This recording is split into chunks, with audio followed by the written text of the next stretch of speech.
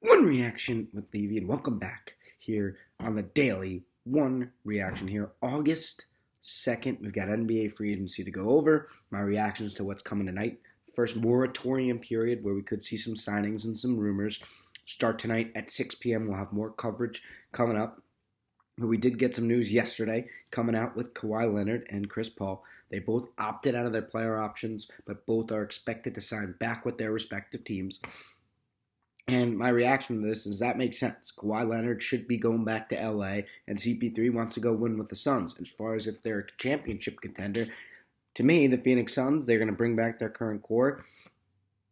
You're going to have to see a lot from Miles Bridges to improve. You're going to have to see Ayton improve, but I just don't think they're big enough right now if you're Phoenix to compete with an LA, and where they have three guys that can attack the rim and get Ayton in foul trouble. If I'm Phoenix, I'm bringing in another big. For the Clippers, they bring back Reggie Jackson. I think they're a complete championship contender.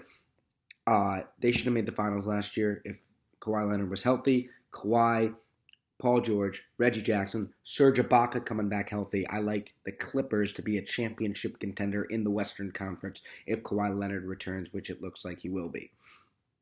Other news, Goran Dragic. His option was picked up. Why is that important? He could be used in a sign-in trade for Kyle Lowry. So the Heat would be getting a Kyle Lowry, 35 years old.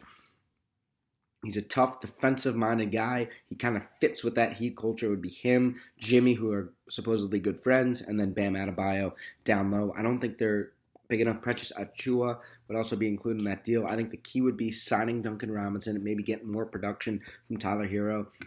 If they get Kyle Lowry, I'm still not sure if they're the best team in the Eastern Conference. I'm really not. I don't even think they might not even be top three.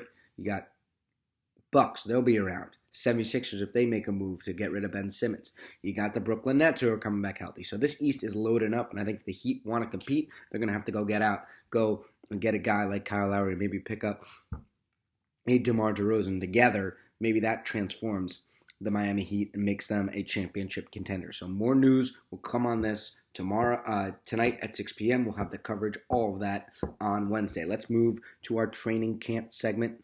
3 headlines, and it's a perfect day to do the AFC South. Let's start with the team that everyone is talking about, Indianapolis Colts. News just came in. Carson Wentz out 5 to 12 weeks with foot surgery. And before I was planning on doing the AFC South, I said, what's the deal with his injury? Does he get surgery? Does he not? He's going to fix it. 5 to 12 weeks.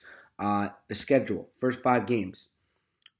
First couple games, if it's 5 weeks, it's about 4 weeks till the start of the season. So you're thinking, okay, he's out for first 5 games at 6 games at most. So those games, home versus Seattle, home versus the Rams, at Tennessee, at Miami, at Baltimore, home against the Texans, at San Francisco, home against Tennessee. That is the toughest schedule to start the year. Home against Seattle, home LA, at Tennessee, at Miami, at Baltimore to start. That's 5 games that are easily done. Houston, they should win. Then you got San Francisco on the road. That's not an easy game at all. Then you're home against Tennessee. Maybe you get Carson Wentz for that game. So I think it's going to be interesting to see how Indianapolis handles the situation at QB. Do they stick with Jacob Eason, Sam Ehlinger, or Brett Hundley, who they just signed from Arizona on Saturday, or do they go get a rental? Because this is a very tough schedule, and this could determine the Indianapolis Colts season. The good news is that they have the easiest schedule down the stretch. So after those couple games, those first 7 games, they should be in the clear. Third headline, Anthony Costanzo, their great left tackle, surprisingly retired this offseason. How do they replace him? They signed Eric Fisher from Kansas City, but he hasn't been great. So, again, with no Carson Wentz, and now you have a open left tackle spot, that spells disaster to me, despite how good their GM, their coach, their defense, and all that is. They got a hole, and they're going to have to fill out 2 of the most important positions on the team, quarterback, left tackle, 2 huge question marks heading into the 2021 NFL season.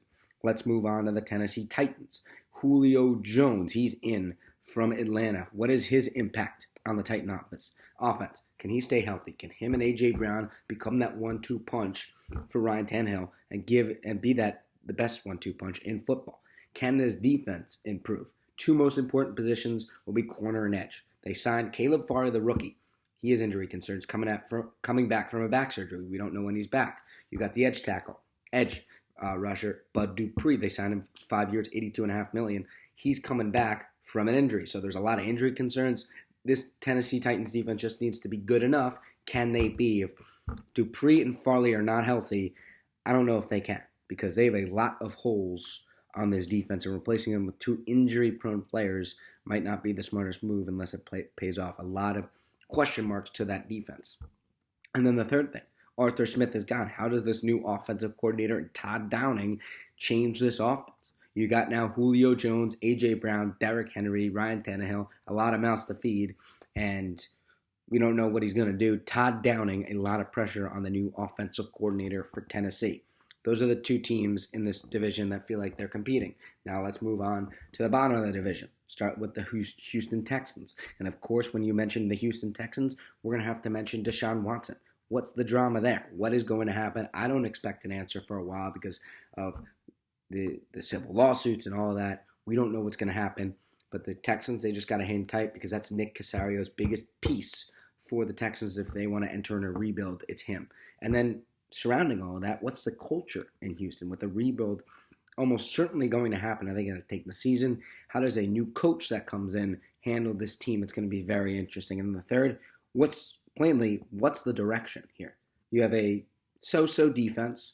You have a quarterback that is in a lot of trouble, that requested a trade, now is in a lot of lawsuits.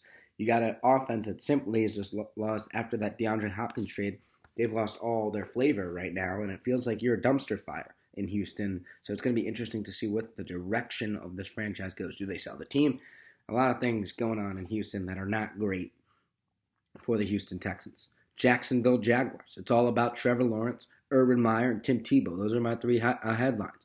One, Trevor Lawrence. How does he look? How does he become that starting quarterback, the number one overall pick? Of course, all the pressure is on him. Number two, Urban Meyer. What is his imprint on this football team after coming from college, being in the booth for a year in Fox? How does he make his mark on this football team? And finally, Urban Meyer's favorite man, Tim Tebow. What is his imprint? Does he make the roster? Does he add leadership? Because there were a lot of critics this offseason that criticized this move, that were saying Tim Tebow should not be in this league. He should not be on this team. Can he bring leadership? Can he make this roster and prove those guys wrong? It will be a very interesting storyline to watch. So that is the Daily One Reaction today for Monday, August 2nd. The Daily One Reaction here on August 2nd.